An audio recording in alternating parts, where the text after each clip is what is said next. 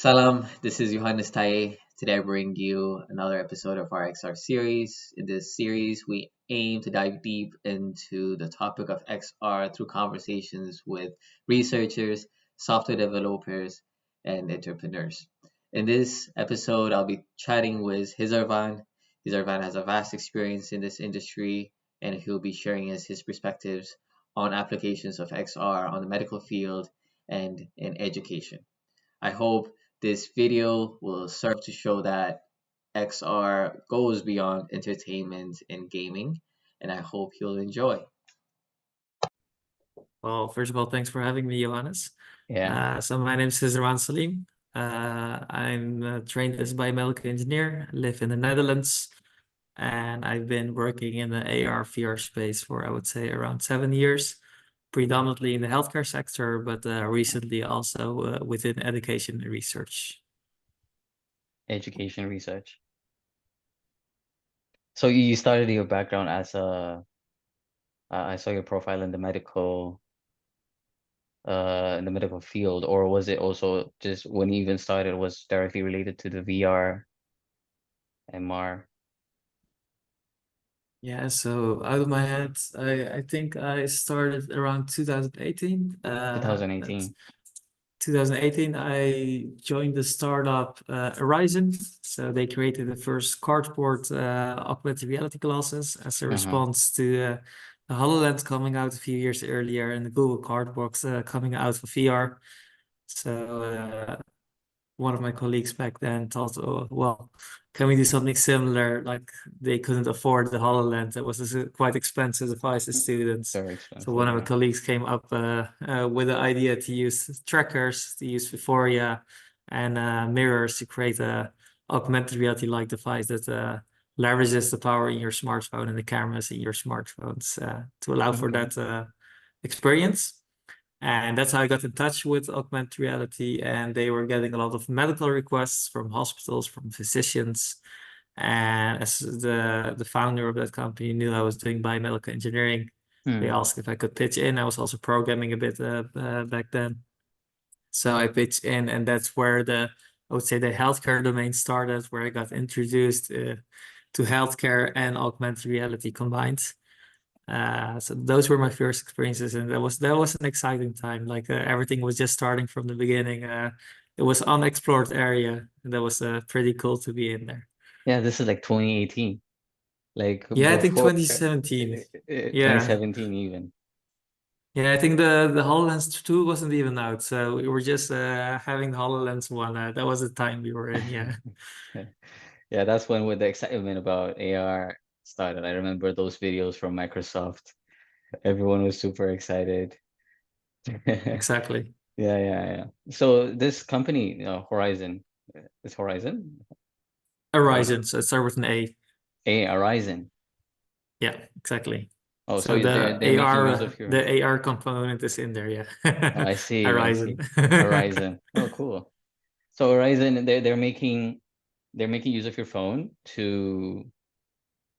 for simulating basically the AR effect Exactly, and I think there are more companies doing that nowadays. nowadays. So Yeah. you put your earphone actually just above your head, and then there are like mirrors that they're half transparent, that actually beam the light to your eyes. So you have this overlay of this virtual world and the real world. So it's a Yeah. really simple solution. Okay. Nowadays, they mainly focus actually on software development, and I think they're called Horizon World at this moment. So Don't the pin me company's on still this. around. The company is still around. I'm not part of the team anymore, I unfortunately, see. but I think they're still doing great. Definitely give them a look. Okay. So what was your experience like?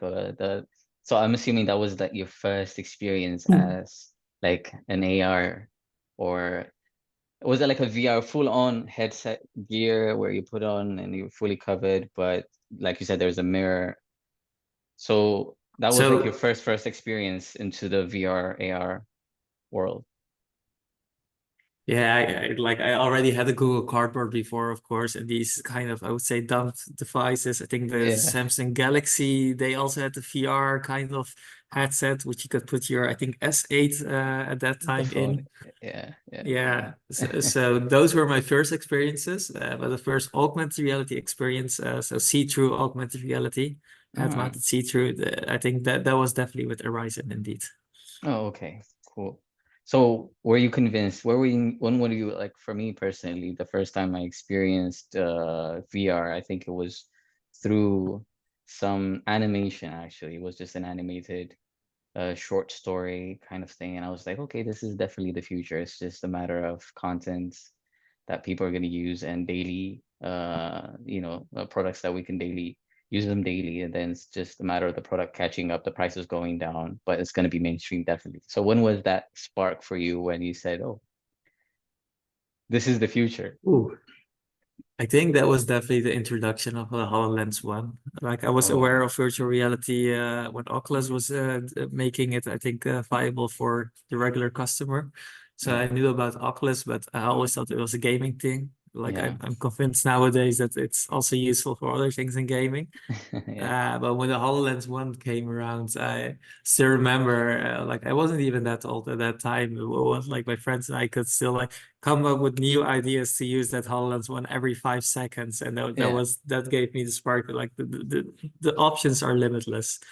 So it was cool to a few years later be able to work at a company that is creating the low end part of these of the spectrum, of course, but work still on that Oh, technology. So that was really awesome. okay, cool. So that so you said you got to experience the HoloLens. You got to get your hands on a HoloLens and try them out. Where was that? Yeah. When was that? This was your experience in Horizon was around 2017, I believe. And then when was the Yeah. HoloLens? So I think during Horizon, like the first year, I already got to play with the HoloLens. I think we had one nearby at our university also, so we could also use that also as a reference device. So Yeah, compare these two devices. yeah. I think the first time I really utilized it was actually for my thesis. So that was really using the HoloLens for a medical application. And I think that wasn't long after 2017. To be honest, I'm not sure what year exactly it was anymore. I think a Oh. year later, I also did my thesis on AR in healthcare space domain, and Cool. we developed an application for freezing in Parkinson. So yeah, Cool. that Would was you mind saying a little bit about your thesis? One of the reasons I was really excited about talking to you is like before I started recording, I was telling you that a lot of people aren't really aware of what this technology is really capable of, aside from gaming and entertainment. It has a lot of applications, and yeah. I saw your profile, and I was really excited that you're applying XR in the medical field. So if you don't mind starting from your thesis, what you build, and then now the work that you're doing, we'll get into that. Yeah, I think it's actually quite interesting you saying that because I feel like if you talk with someone who's in the medical field, they will most of the time say it's a slow world. Like everything goes slow. You need to go through FDA processes and Yeah, so on. So before innovation comes to market, that takes ages. yeah. Uh, but I think it's something interesting is happening when you look into augmented reality, virtual reality. I would almost say that healthcare is a leader in that field. They're really Really. innovating. I feel Mm. like they're really exploring and putting it to a test. I know a few physicians who are using the HoloLens daily. Wow. Of course, Physicians. more like for research purposes, of course. Okay. But if you look to different markets, they're so I do feel like it's not a slow market anymore. It doesn't feel like a niche anymore. So I think even Microsoft with their HoloLens 2 announcement, they had a Mm. few partners, launch partners, and few of Oh, them which were company? medical. Sorry, I didn't catch that. Microsoft. So Microsoft. Okay, sorry. Microsoft, Yeah, when yeah, they launched the HoloLens 2, they had yeah. a few launch partners. Mm. I remember Philips was one of them, and I think Medifis was one of the two medical Medifist? companies. Medifis, yeah. I'm not Medifist. 100% sure if it was that company, but you can find it on the Microsoft website. Mm. Sorry for all these brand names, by the way. I'm late. No, no, no. It's good. It's good. We need the information. That's the point of this Yeah. conversation. Yeah. So I think even when the HoloLens 2 was just announced, they already had these partners who were creating applications that were used, and that's still happening in the medical field, and I think it's getting a lot of traction. So that's good. So to tell a little bit about my bachelor thesis, there was a bachelor thesis. It was about Parkinson, and especially freezing, and what happened. Yeah, and Parkinson's disease. I'm no medical doctor, so I'm an engineer, so Wait, so no like that's medical the thing though, advice. like so I assumed you were like in a biomedical space, and then Yeah. you shifted into AR, VR, and then you started merging the two. So, but your background is not even in medical. No, so my studies is biomedical engineering, Oh, I see. but that is an engineering study with some anatomy, with some physiology. So all of our engineering problems we had in the study were medical related. But we have the typical mathematics, algebra, linear algebra, and so All the all these kind of engineering. engineering courses. That Yeah, that was the core of our study. So I'm an engineer by trade, I would say. I see. But yeah, so we use the visual cues. So what happens in Parkinson's disease is with some population in there, at some point they're not able to make certain movements anymore. And studies has shown that if you give them visual cues, and it can be anything, so something to step over, or even a bike, or that can help, and that can give them the impulse to be able to make that movement. However, you can't always have that visual cue around. But the question was, what if we could project it? What if you could have an headset that could give that perfect visual cue anytime you want? So we did some experience with that. You can read it up online also if you, I think, You Google my please name, you share me the probably link, find and it. then I'll also share it on my, along Yeah, with this video. Yeah. we'll definitely do. So there are sort of studies about that. I think even last year there even a company emerged that's solely giving this solution. So that was research 3, 4, 5 years ago, and now there's Wow. a startup who's making this a product. So that's pretty cool. And then Wow. during my master thesis, I did my master thesis at Philips, and there we looked into using augmented reality for navigation during surgeries. Navigation during surgeries.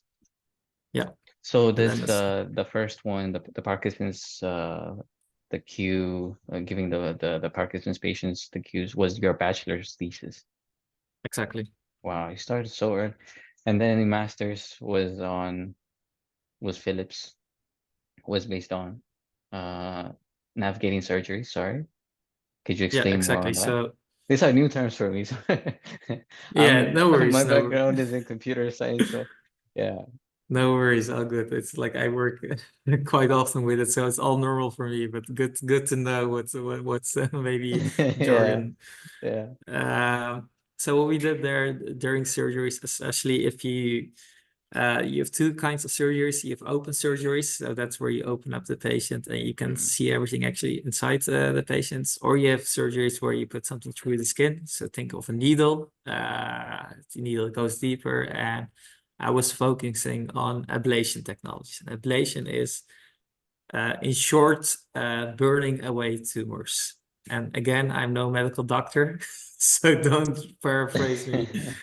Uh, but the whole goal of it is if you know where the tumor is, you want to get your needle tip as close as Yeah, possible to that tumor, and then you can burn it away locally. So you don't have to open up the patient. So you don't have big marks on your skin. I The recovering see. times are way shorter. But the tough part about that is getting that needle tip to that location. Yeah, That's quite navigating to difficult. the, I see. Exactly. Yeah. And the idea was, could we improve that with augmented reality? That was The a question we accuracy. asked ourselves. The accuracy, but mostly the usability. Mm, I think if you're just talking about accuracy, robotics are the way to go all the mm. time. I was just, But if yeah, you, I was just about to mention that. yeah, Yeah. Mm, but if you also talk about usability, which is, I think, in some cases just as important or even more important, mm. I think you could say a lot about augmented reality and introducing that. So So it's like okay, sorry again, my background is No worries.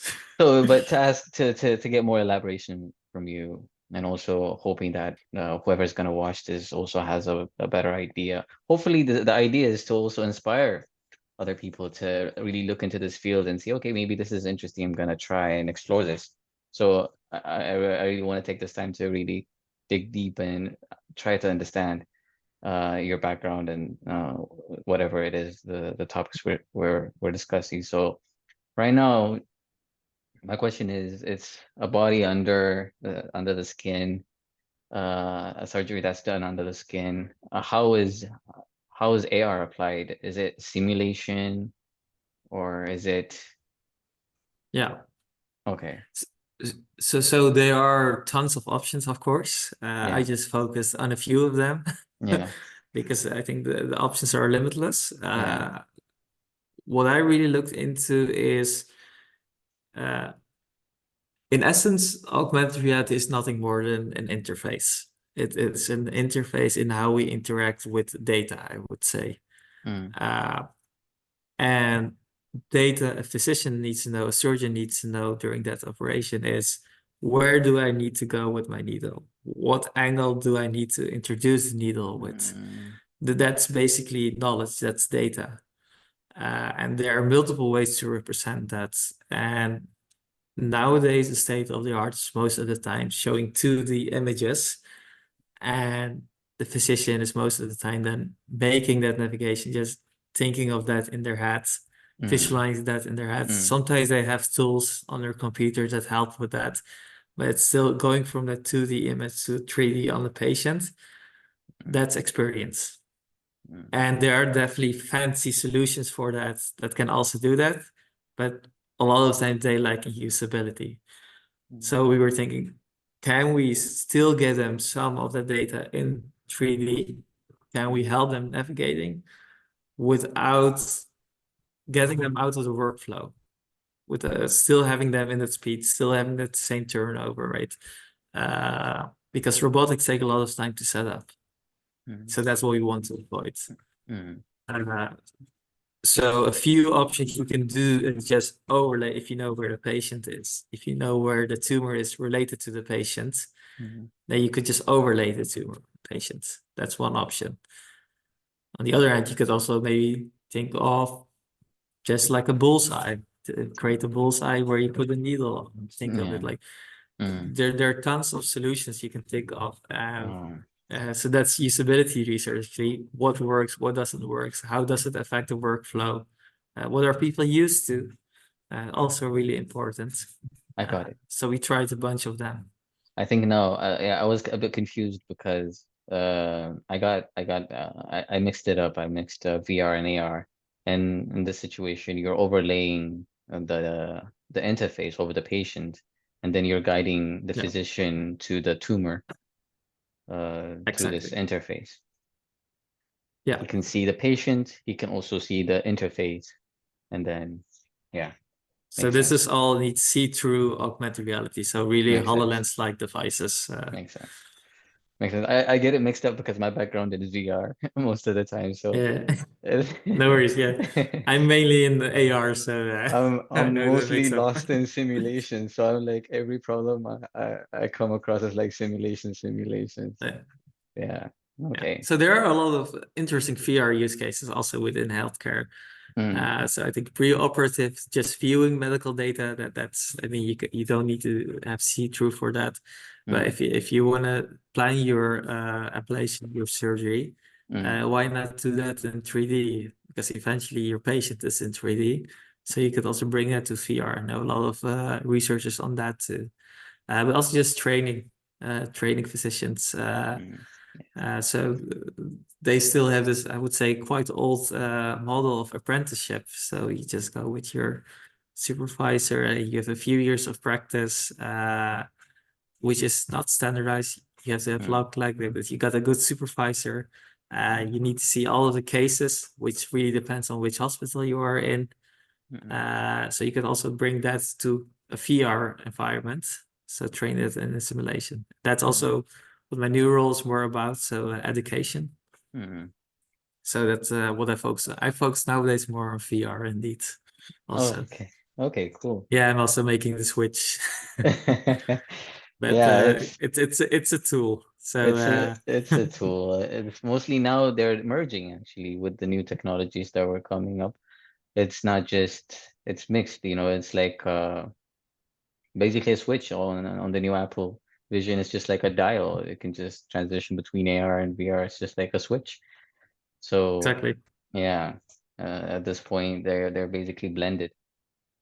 But what else? This is so interesting for me. Like I said, mainly because probably my background is mostly in simulation and VR, and but also seeing AR being applied in this kind of way is very interesting. And what else, like maybe from your own experience or from what you've seen from other research papers or from actually a product that exists, some other applications of AR that impressed you in the medical field, if you want, or other areas also. It's okay. Um, Anything that comes top of mind.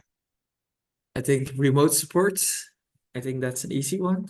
Yeah. I think that's already implemented in huge ways within enterprise. Mm, So there are a lot of cases where you can't send a whole team to a certain location, mm, but you still want the knowledge of the whole team. And those are kind of cases it's super helpful just to have a camera on top of your head, and the other person on the other side of the world be able to draw something in your vision. mm. I think one of the cases I heard is so I live in the Netherlands. We have a lot of windmills here. That's true. Yeah. We also have them on sea, and I'm not sure if this is true. I heard this going around, but apparently you can't send the whole team to those windmills if one of those broke down. Oh, So you just sent a few people there, but that's a huge thing where you need a lot of expertise for, and you can see yeah, that what's yeah. happening there. You send Mm, a few people with the HoloLens on, mm. and they can just stream the image, and they have this whole team just on the mainland in the Netherlands, and they can support the maintenance guys there. So So that's this basically you can technology have. has been already deployed and being used. Yeah, I'm not sure if that's really been deployed in the example I'm giving, Mm. but I know a few Yeah. companies who are actually doing this. I know I'm not sure if it was BMW or Mercedes Oh yeah, I've seen that's some. also using this. So I think they also made some commercials about that. Mm, So a few companies are already using this in their production line. Yeah, this is definitely being used, and I think that's what I really see because I'm now going from, I would say, enterprise use cases to education, so mm, higher education, universities, and applied colleges. mm, I do feel enterprise is really picking AR VR up. They are definitely doing that. So there are so many use cases already being applied. It's unfortunate for the rest of the world that a lot of enterprise don't want to talk about this, of course. mm. Yeah, If it gives them a competitive advantage, they and keep it it silent does. for a bit. Mm. Yeah, that's the problem. That's the for me, I say that's a problem because uh, it could really it's a new space and not a lot of people have really seen. And for me personally, and also some other people that I've talked to, they get into AR just by luck or by an incident, just like a simple little experience. Not a lot of people just like knew about it and they're like, I'm going to pursue this. It was just like one experience that triggered them, and they said like, oh, okay, this is definitely the future. I want to Yeah, learn. It triggers their curiosity, and it's a pity. I said that like not a lot of people or the enterprise is not sharing the technologies because it could really inspire a lot of people to get into this field and contribute. A lot of smart people are out there. It could really, speed things up and get the pace yeah, going. But I've seen some videos as well, especially around HoloLens, I think it was. And now there's a company, I think Viral. It was this yeah. high definition, In, very high end yeah, headset. Yeah, I've seen them use this for some like assembly kind of tasks and such applications. Yeah. yeah. So where do you see this technology going? Generally, where is the trend? Or if I let's put a pin on that, and then but let's pause that one, that question, and I want to go back to you actually. But you said your master's, and then currently are you engaged in also in the you're transitioning from what I'm hearing into education? Yeah, Let's exactly. move. Yeah. Mm. So I worked at Philips for I think 3.5 years, something like that. So that Okay. was really the healthcare Yeah. domain. Yeah. Super interesting. I really still think there's a lot of value there. I just transitioned to education and research. I think we can still gain a lot there. So, and with education research, I mainly mean higher education at this moment. So universities and applied colleges. So I think enterprises are doing this already. If you're an enterprise and you are into engineering, you're just thinking about AR, VR, you're late to the game. Yeah. There are a Yeah. lot of companies ahead of you. I think Siemens just announced their collaboration with Sony. They created a VR headset together with the whole software package. That takes a few Siemens. years to do. Yeah, Siemens, and that's a huge Uh, company. I'll check it That out. takes a few years to do. So Yeah. they've been in this game for a long time, apparently. Behind But the curtains. Yeah. exactly. Yeah. But if you look to education, I'm not aware of that many universities or applied colleges that not use VR just occasionally, but really utilize it to its maximum. I think there's a lot to gain there. I think we could also make education way more fun by that way more interactive. Mm. Mm. So I see a lot of opportunities there. And I think we also lack at this moment the right people in the education field. Mm. Okay. So you said you're a higher education on the university. Yeah. Are we allowed to discuss more about the general applications and in what way that you're applying XR in the space? Yeah. So at this moment, I work at a corporation, so everything we do is actually open. We, as far as I'm aware of, we don't have confidential information. Of course, Okay. there are contracts and so on. There are things under NDA, but most of what we do is just open to public. Mm. So that's also pretty nice. One of the reasons I also went to this, and so that we can also publicly discuss this. Mm. And one of the things we are seeing is that the practical side of implementing AR and VR within education, that's the really difficult side. The So we practical. know, yeah, research, I think you could discuss how strong the research is, but there is some evidence of the benefits of using AR, VR within education. Mm. But just imagine having this teacher who is not tech savvy. Not all teachers are tech savvy. Most of them aren't actually, to be honest. And they have to manage a classroom with 20 students or 30 students that all have a VR headset on their head. Mm. That's just really difficult practically seen. Yeah. Yeah. Yeah. I mean, Yeah. one-on-one, that would probably work fine, but Yeah. who has the time nowadays to teach a student one-on-one? No. Yeah.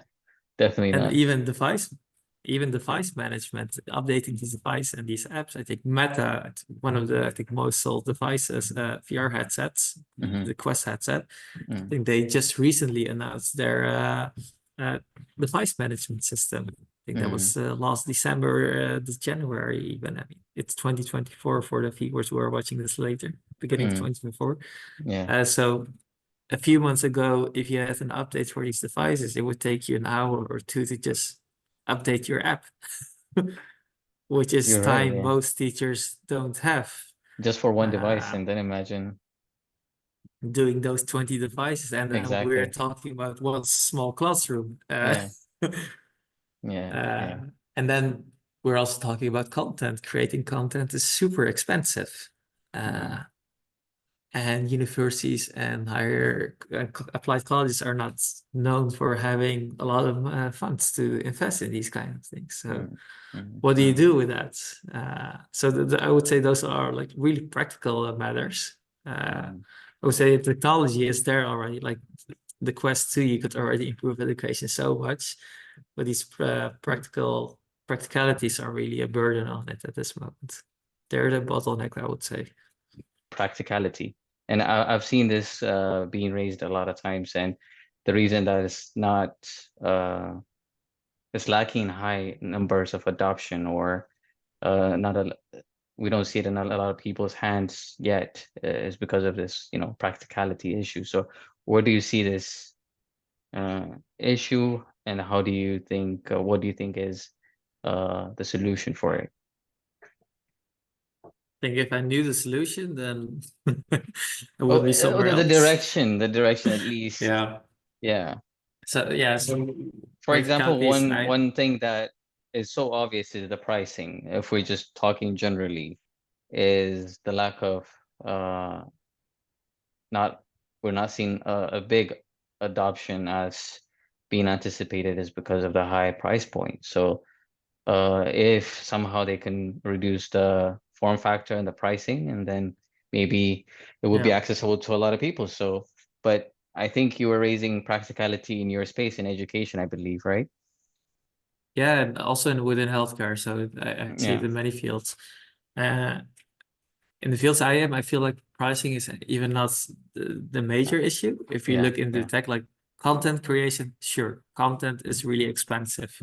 If you look to hardware, I think pricing in most cases would maybe even be one of the least. Yeah, it's probably not that, it's a minor issue. Just given, like, I'm in the Netherlands, people pay like 1,400 euros for an iPhone.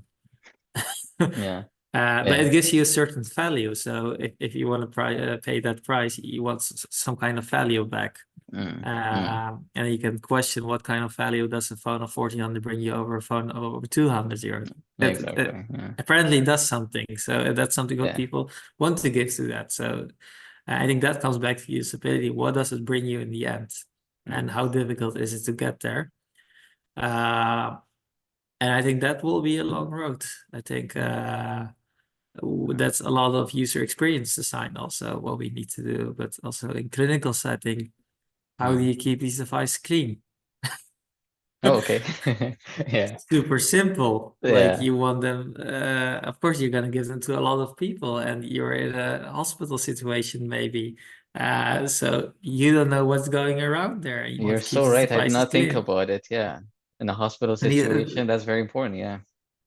exactly. So I know they are using face masks with VR headsets. Uh, Yeah. but I'm not sure if that's the best solution. But a lot Yeah. of these small things you have to think about before it works. Yeah. And I think we're all just now trying to figure out how to do that. Because I think the use cases are there. In controlled environments, they work. But as soon you're not anymore in a controlled environment, then you run a lot of practicalities come by. Okay. Yeah, that's interesting. Like I did not really think about. You're right. It's very different. It depends on the application, I guess, from situation to situation. So, going back to the question that I had before, and we had to pause. The opportunities. Where do you see this technology going in the future, and where do you see the opportunities in both the spaces that you have experience in the medical field as well as in education, so that people can have a general idea. Yeah. And now we're looking in the future, so I'm just guesstimating. Yeah. I think it will stay within enterprise for quite a bit, for the What's quite coming a few bit? years. I would say coming 3 years, it will still be mainly enterprise use cases, 3 till 5 years. I don't think I don't think we'll have the iPhone moment with the Apple Vision Pro, to be honest. But I could be totally wrong. I hope I'm wrong. I seriously hope, I Yeah. seriously hope I'm wrong. Yeah. And I'm taking gaming out of that equation. Gaming is a different field, but just a regular consumer, I don't see them buying a VR headset anytime soon, because I'm not sure what they should do with it. And even if I don't know, next to playing games, why should they know?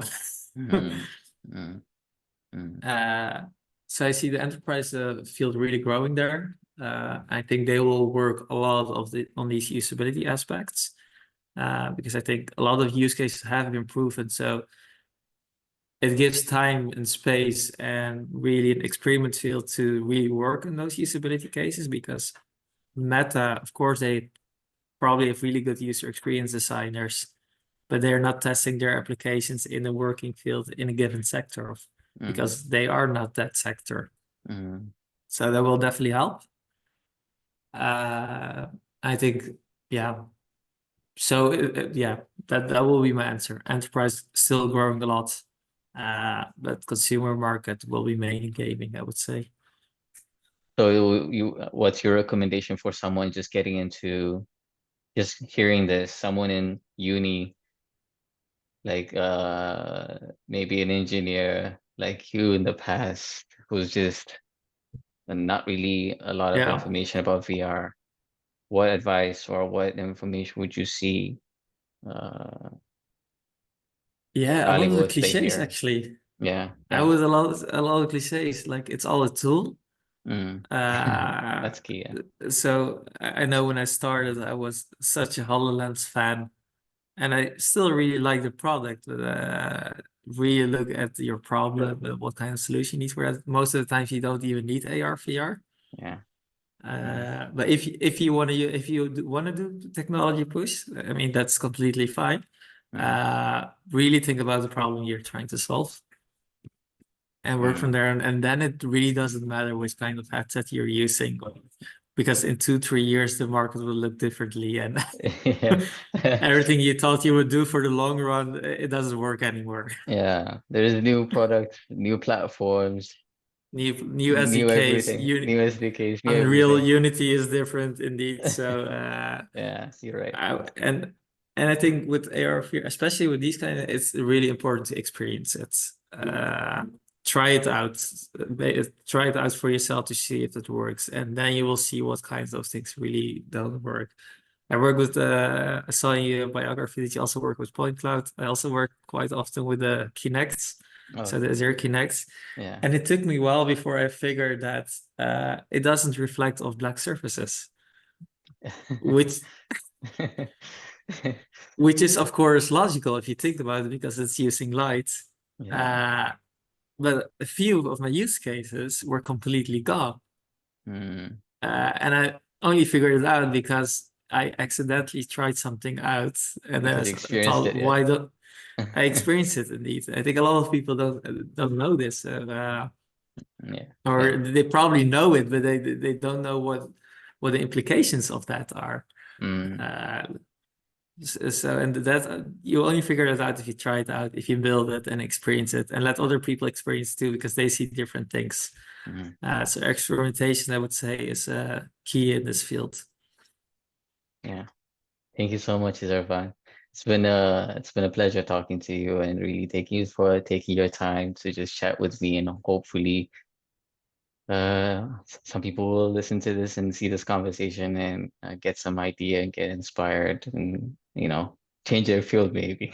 I'm definitely inspired to look into your field, and I'll be hopefully you can share us some of the links that we've discussed, your current company, your research, or on your master's and bachelor's regarding the Parkinson's and then the surgery.